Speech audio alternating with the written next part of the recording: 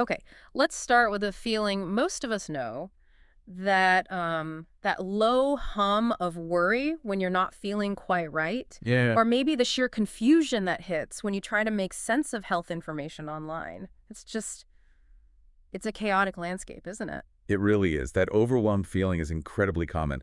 I Yep. mean, in our modern world, the sheer volume of health information, conflicting advice, it just makes that uncertainty even worse when symptoms pop up. Uh-huh. You're left wondering, is this serious? What should I even do next? Exactly. And that's really the core challenge we're diving into today. We're exploring this intersection of AI, healthcare, and a specific project called Dr. Maya GPT. Hmm. It's being presented in our sources as something with the potential to truly revolutionize how we approach health. How so? Well, mainly by putting more power into the patient's hands and maybe even playing a significant role in fighting global health threats, like pandemics. Right. The sources we've looked at for this deep dive offer a really fascinating perspective on this. We have a collection here, articles, transcripts, excerpts. Quite a mix. Yeah, a real mix. They discuss the development of Dr. Maya GPT. They trace the, frankly, remarkable journey of its inventor, lay bare some really significant criticisms of the current healthcare system, Mm-hmm.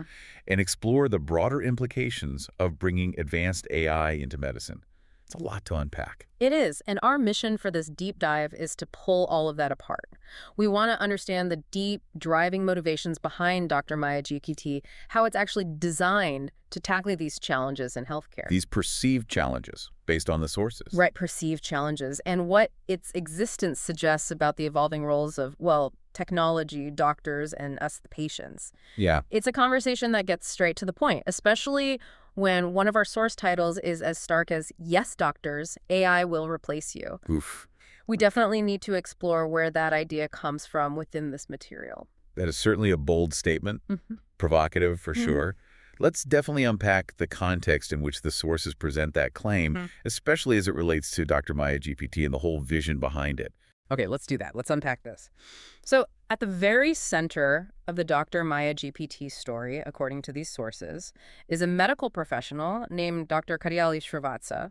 Mhm. And his path to this invention, well, it's described as being profoundly shaped by his own life experiences, starting remarkably early, actually. Yeah, his vision for healthcare, the sources suggest, wasn't just some academic exercise. It was forged, really, in the crucible of personal encounters with illness and the healthcare system itself, starting way back in childhood. Right. Specifically, two experiences with malaria when he was a kid. The first time, he was 6 years old. The sources say he got this really compassionate, personalized care from a doctor. Okay. And that experience made a deep, lasting impression on him about what good medical care could actually feel like. That positive encounter, where empathy and attention to his individual needs were key, that clearly set a benchmark for him. Absolutely. But then just a few years later, maybe age 12, he had similar symptoms again.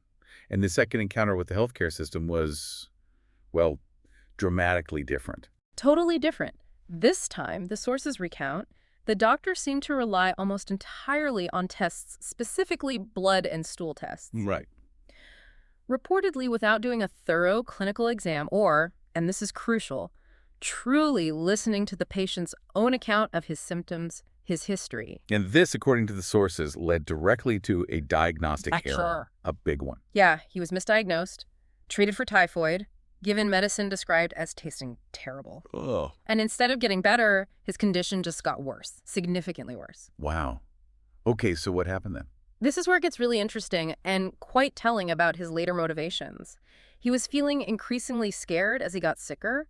Apparently one night, he was left alone briefly, had nightmares. Awful for a kid. Terrible. And he felt this desperate need to act. He actually recognized his symptoms from the malaria he'd had when he was 6. His own memory kicked in. His intuition. Exactly. His mother was understandably hesitant to give him leftover medicine from years ago, reminding him, "You're not a doctor." Makes sense. But driven by this powerful intuition, this gut feeling, and his worsening state, the sources say he managed to find some of that old quinine medicine himself, and he took it. Oh. And The relief was apparently rapid and dramatic. He felt much better within hours. incredible. So the takeaway for him was, That this became a defining lesson.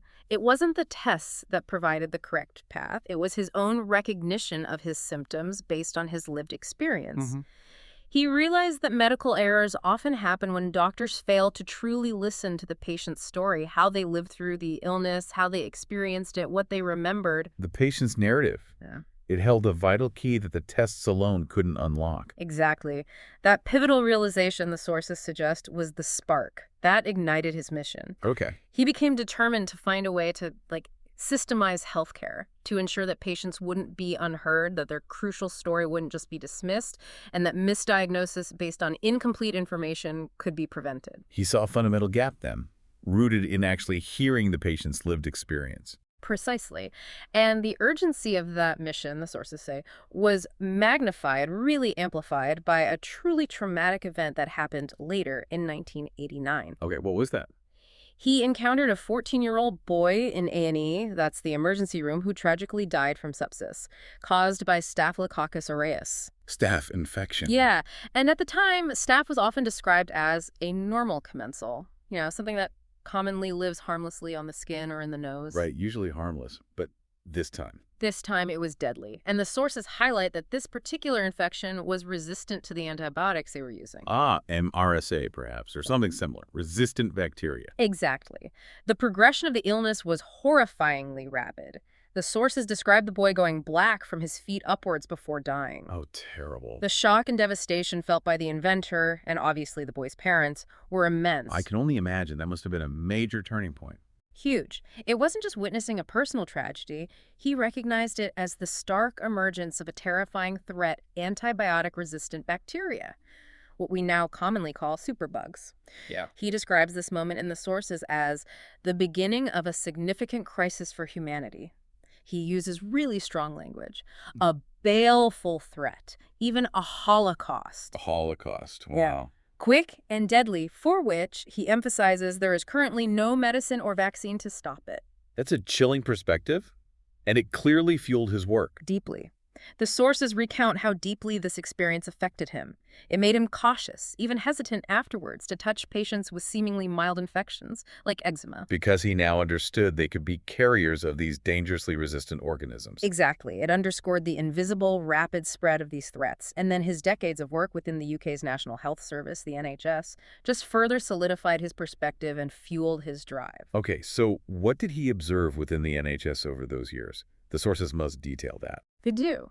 He describes, based on his experiences documented in the sources, how the institution, in his view, seemed to prioritize protecting itself over protecting patients. Protecting the system itself. That's the picture painted.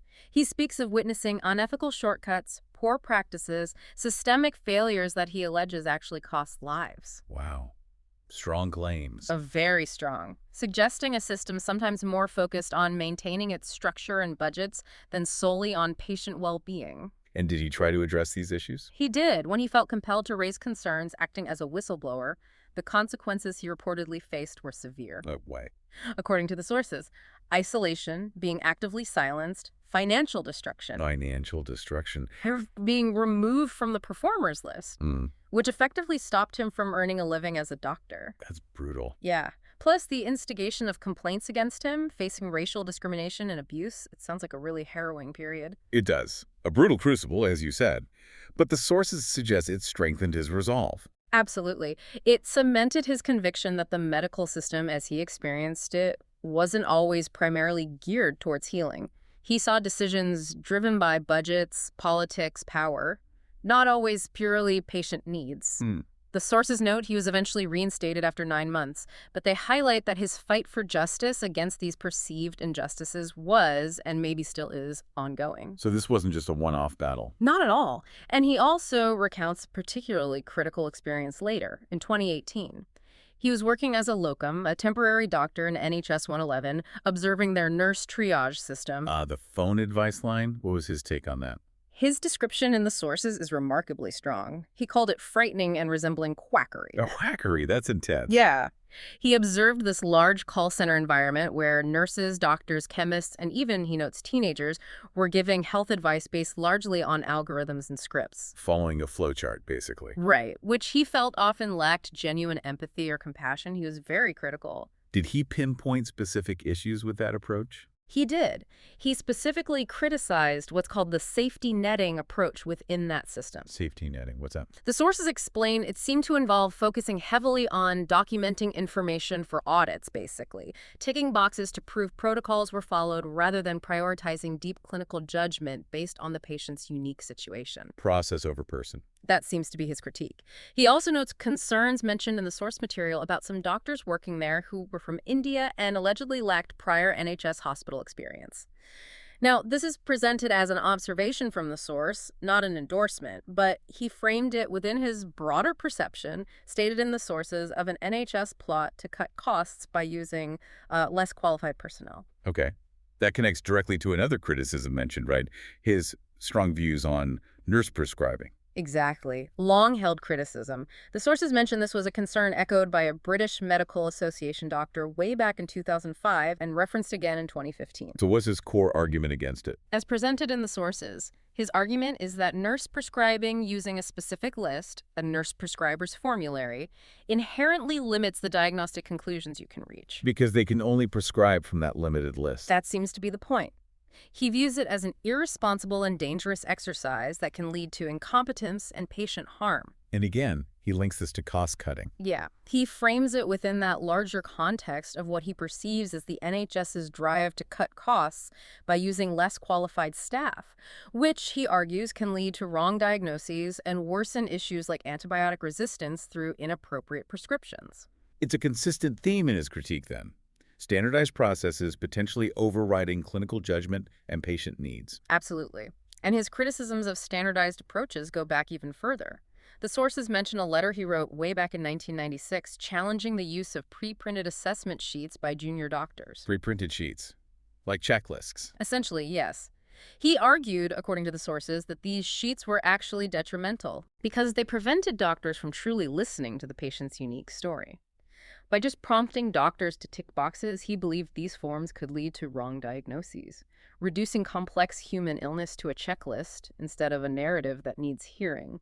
That makes sense. It all ties back to that core idea of listening to the patient's story. Exactly. So you have these multifaceted experiences, the personal illnesses, witnessing the superbug tragedy, the decades in the NHS, the whistleblowing consequences, the legal battles against the NHS and the primary care trusts, including facing bankruptcy efforts. And didn't the sources say he had to move his family? Yes, being compelled, as he states in the sources, to move his family abroad to Germany in 2011 due to the pressure.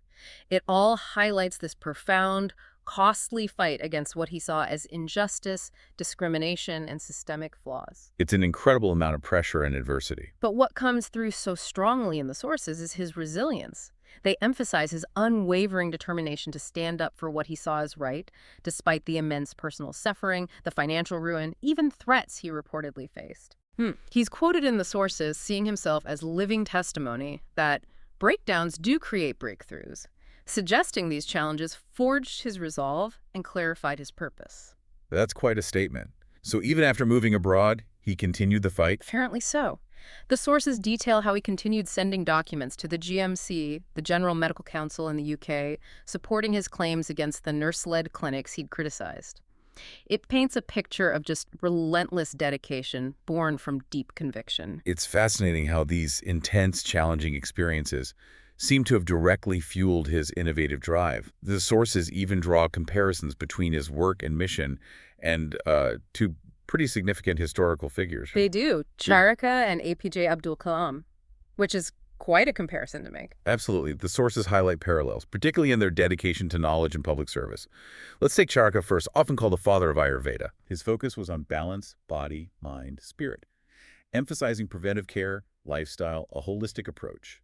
His method involved individualized treatment, keen observation, diet, strong ethics, all laid out in the Charaka Samhita.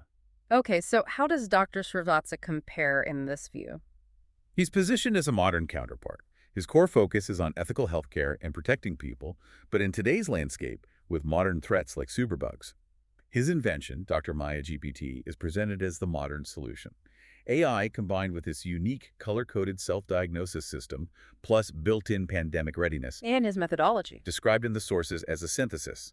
Intuition, going back to his own experiences, plus AI, plus self-diagnosis, plus infectious control. So different tools, but a similar dedication. Kinda. While Charaka aimed for overall balance, Dr. Srivatsa's immediate goal, according to the sources, is empowering people to navigate health issues effectively and, importantly, avoid unnecessary interactions with the traditional healthcare system when possible.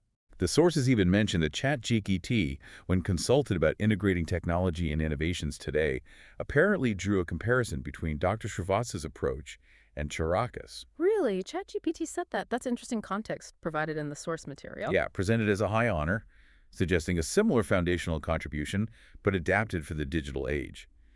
It underlines his goal of using existing tech plus innovation to create a better healthcare option. Okay, and the comparison to APJ Abdul Kalam? Kalam, India's former president, a renowned scientist. His mission was strengthening India through technology. He hugely impacted students, scientists, the youth.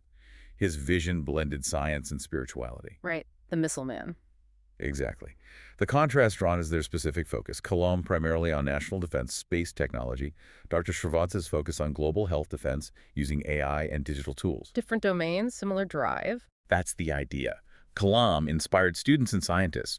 Dr. Srivatsa aims to impact patients, doctors, healthcare workers, and the sources stress. The Dr. Maya system is designed to empower ordinary people, even illiterates, not just the highly educated. Tools are different, too.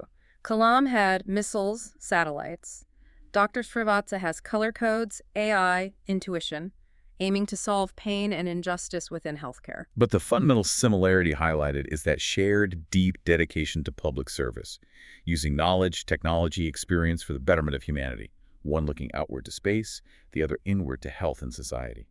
So these profound experiences, these comparisons, the long fight against perceived systemic issues, they seem to coalesce into a set of core beliefs driving Dr. Maya GPT. Yeah, the sources explicitly list these driving principles. First, the fundamental belief. Knowledge of health is knowledge of life. Understanding your health is key to living fully. Okay. Second, the absolute importance learned from malaria, reinforced by criticizing those forms of listening deeply to the patient's story, how they lived it.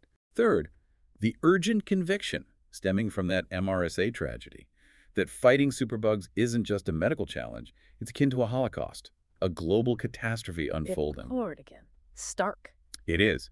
And finally, an unwavering commitment to using his knowledge, experience, and tools to protect the community, defending what he calls nyaya, Yeah. translated in the sources as justice or reasoning, basically upholding what is right and rational in healthcare.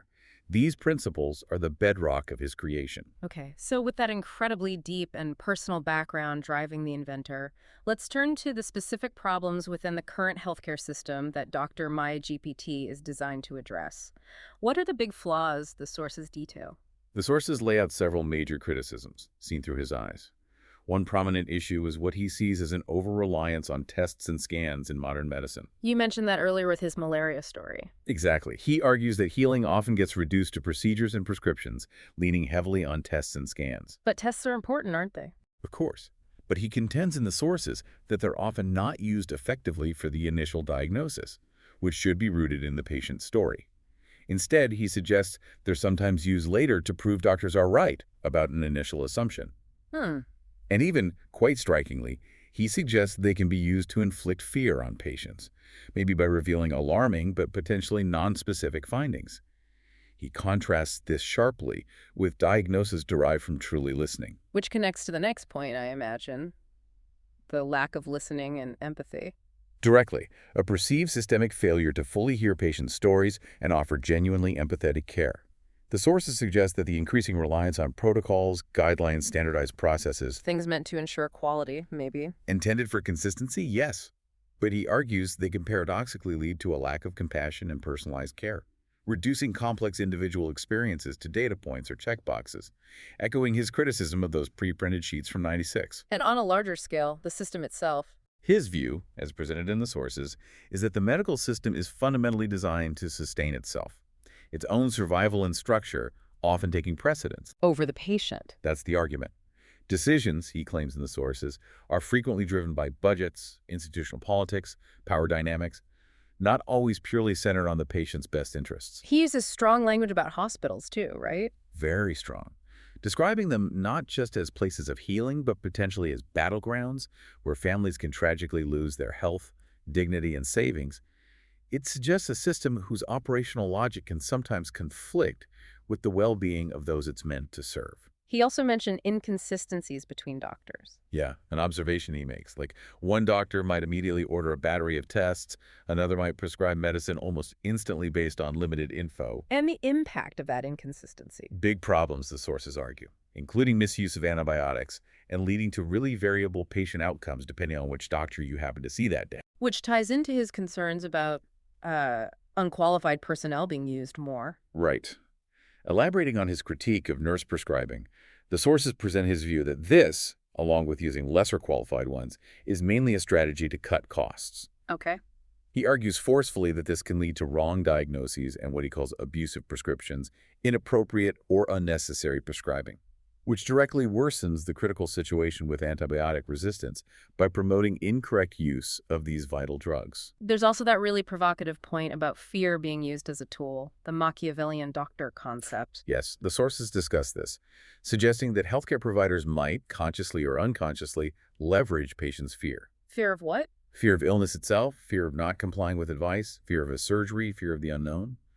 Using that fear to maintain authority and control over patients' decisions. Wow. It's argued that fears might be amplified to steer patients towards desired outcomes or procedures, creating potentially a culture of patient dependency and a significant unhealthy power imbalance that the sources say needs addressing.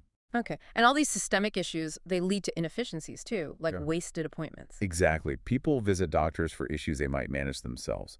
Wasted time, wasted cost for both patients and busy doctors. And increased risk. Crucially, yes.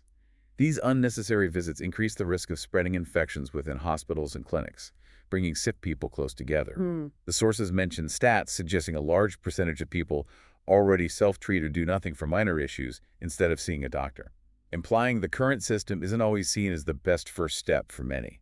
So beyond these systemic flaws, the sources highlight that specific urgent threat.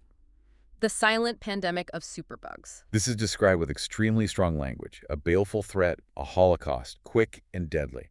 The core problem emphasized, for these antibiotic-resistant bacteria, there's currently no effective medicine, no vaccine. It's a global crisis. Underlined by the WHO's 2017 list, identifying 12 priority bacteria needing new antibiotics urgently. It's not a niche problem. And how do they spread so easily? The sources mention the chain of infection. Yes. Explaining how they spread. For infections like flu, it can be incredibly rapid. The sources highlight that infections often start with just one victim. And in busy clinics, doctors seeing tons of patients might easily miss the early signs in that first case. Allowing the chain to start. Exactly. Allowing transmission to begin unchecked. And what drives the resistance itself?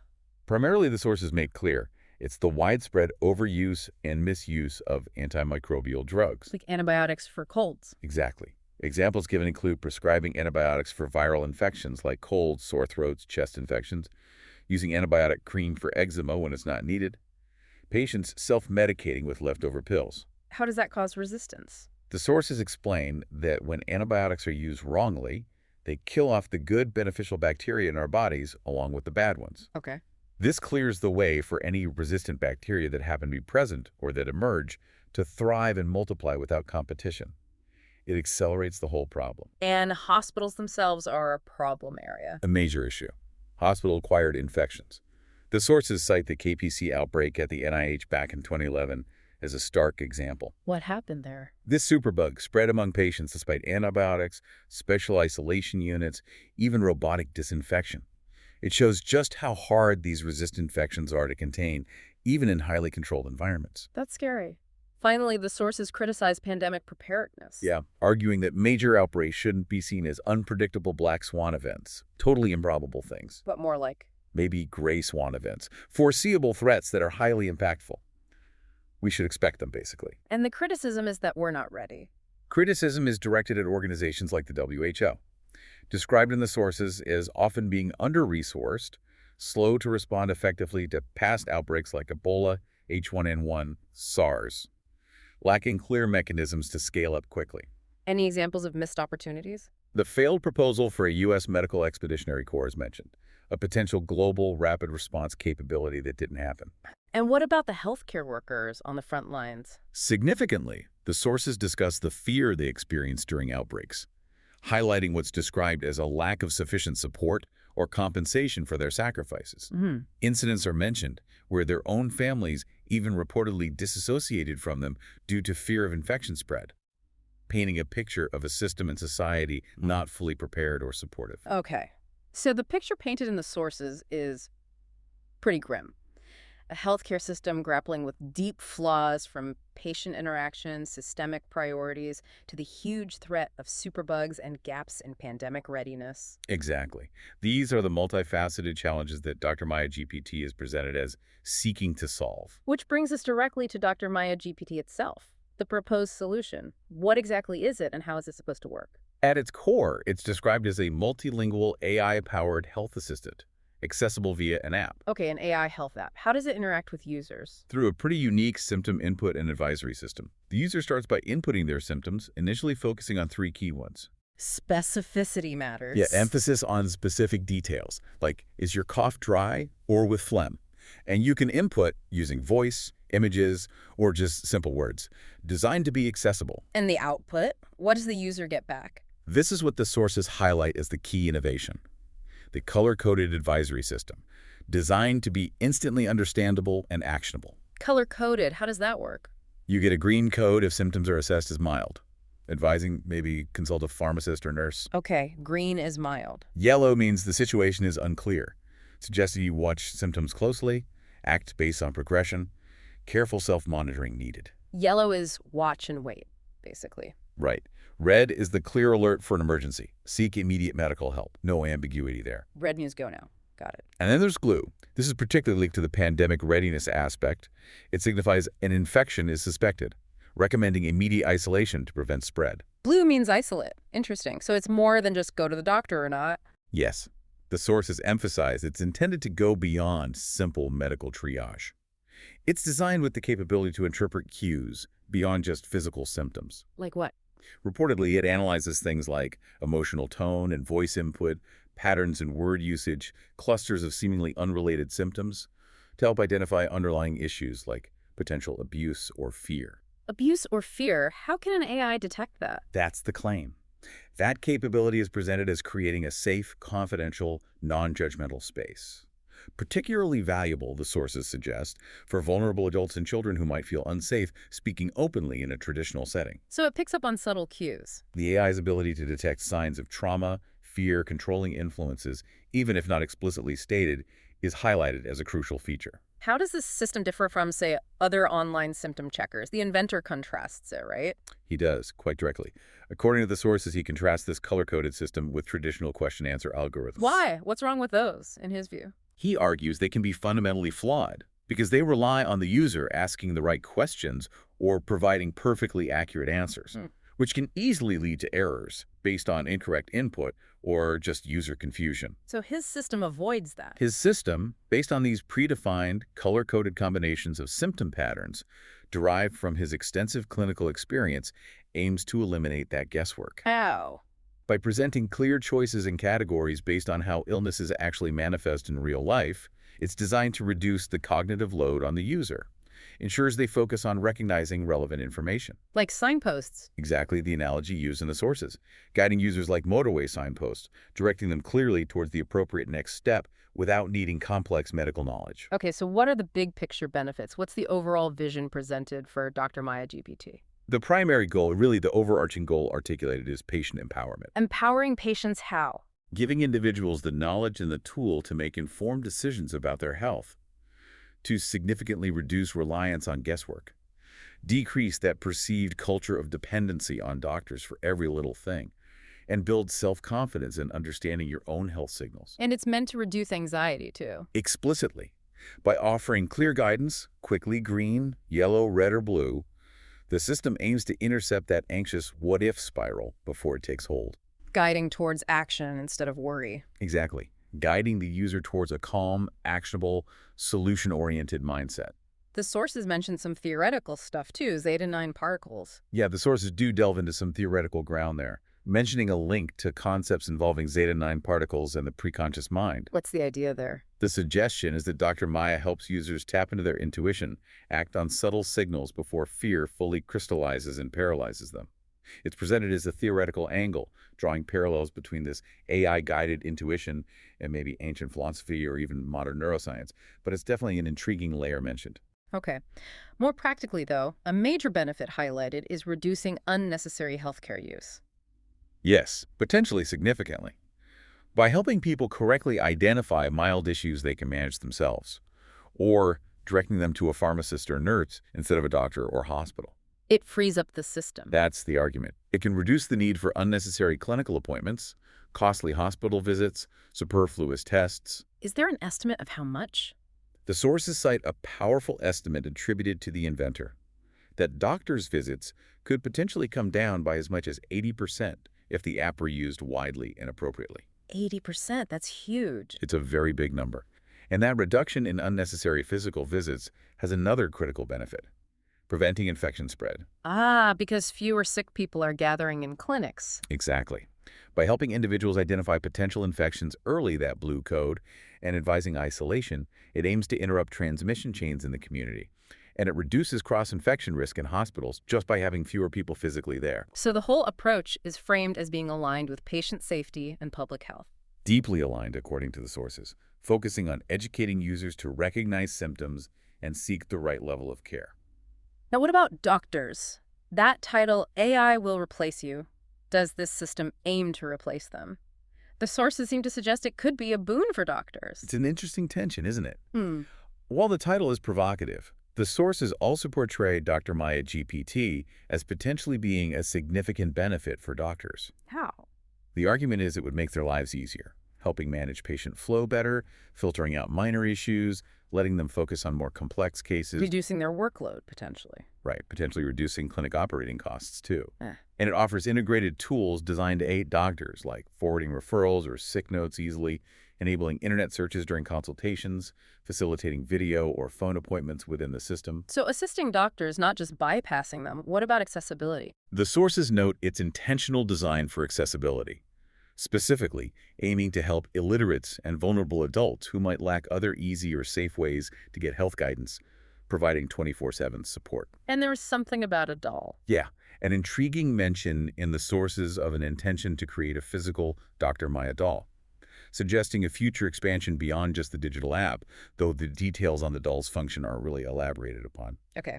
To make this more concrete, the sources offer some anecdotal examples, right? Cases where it reportedly made a difference. They do. There's a striking case mentioned of Ranjan, a 20-year-old.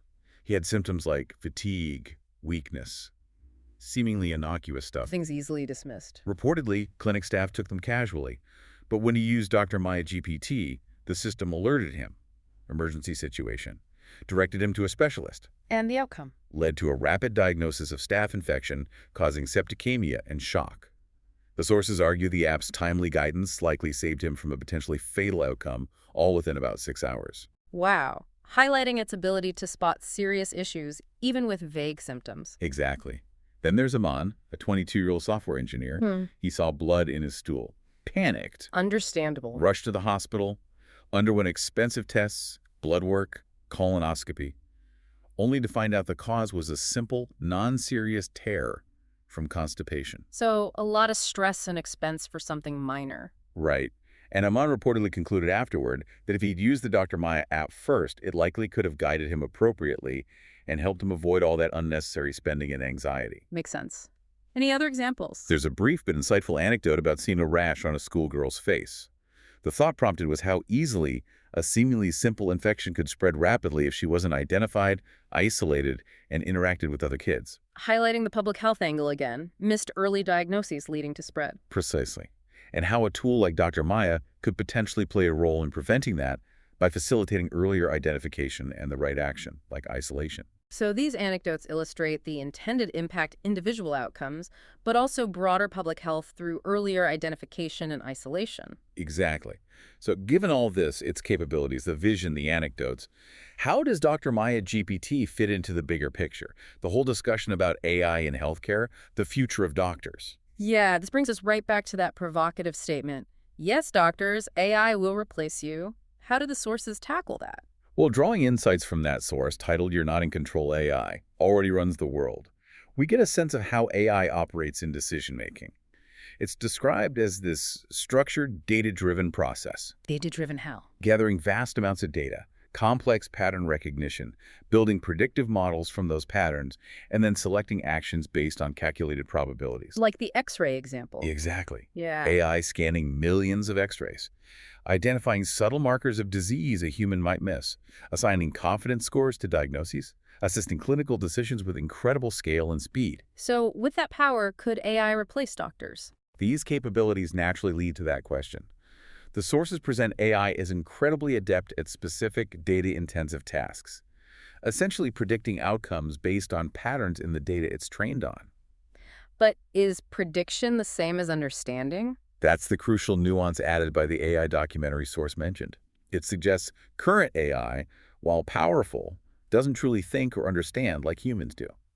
It operates on sophisticated prediction from statistical patterns, not genuine consciousness or holistic comprehension. Okay, so what does that imply for doctors? This distinction is key. It suggests a potential future where a tool like Dr. MyGPT could take over certain functions doctors traditionally perform. Like initial assessments, giving information? Right, conducting initial triage, providing information, guiding patients to the right care level based on symptom analysis. But not everything. Arguably, it leaves the essential deeply human elements: profound empathy, intuition honed over years of complex, non-standard experience, the ability to truly listen and interpret the full, messy, unique story of a patient's life and illness beyond just symptoms. The things AI can't easily replicate. Potentially, yes, leaving those still within the domain of the human doctor. The sources suggest a future perhaps more nuanced than simple replacement.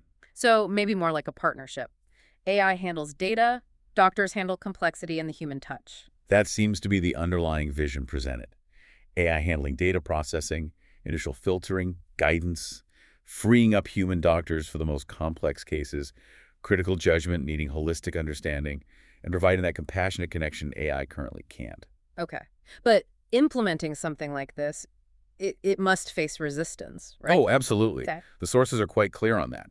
It's explicitly stated that such a system is perceived as threatening to doctors, corporations, and even insurance companies, Why threatening? because it offers a pathway for people to get help and guidance that could bypass traditional healthcare structures, potentially reducing demand for services, altering existing power dynamics, changing revenue streams. And the inventor is aware of this resistance. Acutely aware, according to the sources, he emphasizes the need for key decision makers, the WHO, CDC, hospitals themselves, to accept this new paradigm, suggesting the pressures of challenges like superbugs and pandemics might soon compel them to. He has strong views on doctors just following protocols too, doesn't he? He does, stating his belief in the sources that doctors are often only following protocols and guideline systems. He's heavily criticized. Implying they might not be needed in the same way. Based on the anticipated changes, he even suggests medical students entering the field might need to consider alternative professions, implying a fundamental shift in the traditional role, maybe even necessity, of the doctor as we know it today. That's quite a statement tied to the AI will replace you idea. It really is. And didn't the sources mention he's taken steps to protect his innovation? Yes, briefly. Mention of a specific color-coded card system he designed. To do what? Intended, according to the sources, to prevent theft or mutilation of his creation by those who he believes might seek to hoard wealth or undermine the system for their own benefit, suggesting a real concern about powerful interests co-opting or distorting his work. So Dr. MyGPT, it's presented not just as a tech tool, but as this potentially disruptive force, born from personal struggle, observation of flaws, using AI to shift power, challenge the status quo, address global threats, while anticipating major resistance. Exactly. It's a really complex narrative, weaving together personal mission, technological vision, and a fundamental critique of how healthcare is currently delivered and perceived. And that brings us towards the end of this deep dive into the sources surrounding Dr. MyGPT. We've traced the, frankly, extraordinary journey of its inventor, Dr. Katyali Srivatsa. Yeah, his life experiences childhood malaria, the superbug tragedy, decades in the NHS, profoundly shaping his vision and driving this creation. We've explored the significant problems he identifies in the current healthcare landscape: over-reliance on tests, failure to listen, systemic issues, the urgent threat of superbugs, gaps in pandemic preparedness. A whole raft of challenges. And we've unpacked Dr. Maya GPT itself, this multilingual AI assistant built on that unique color-coded system. Designed, the sources say, to empower patients, alleviate anxiety, drastically reduce unnecessary healthcare visits, and directly help prevent infection spread through early identification and isolation. Presented as a tool intended to revolutionize modern digital medicine and contribute directly to fighting future pandemics. Fulfilling, as the sources quote him, a childhood dream manifested through AI and clinical intuition. Yeah, the sources repeatedly highlight that contrast. The traditional system sometimes seen as based on fear, dependency, rigid protocols, versus Dr. Maya's approach championing patient-centeredness, information access, a direct path to understanding health. It's a vision with incredibly ambitious goals, contributing to stopping pandemics, revolutionizing digital health globally, fundamentally shifting the healthcare paradigm towards something more accessible, equitable, patient-controlled. It really forces us to consider that evolving relationship between human judgment, intuition, and powerful AI, especially in a field as critical as health. So as we conclude this exploration of the source material, here's maybe a provocative thought for you, the listener, to carry forward. Given the significant challenges identified in our current healthcare system and these undeniable rapid advancements in AI like Dr. Maya GPT, how should we, as a society, navigate this future? It's the big question, isn't it? How do we responsibly balance the immense potential of technology, of data-driven analysis, with those essential, maybe irreplaceable human elements, compassion, empathy, the deeply personal relationship built on a doctor truly listening to a patient's unique story? What does patient-centered care really look like when powerful AI tools become integral to the healthcare experience? Something to definitely consider as you reflect on these sources and the future of health.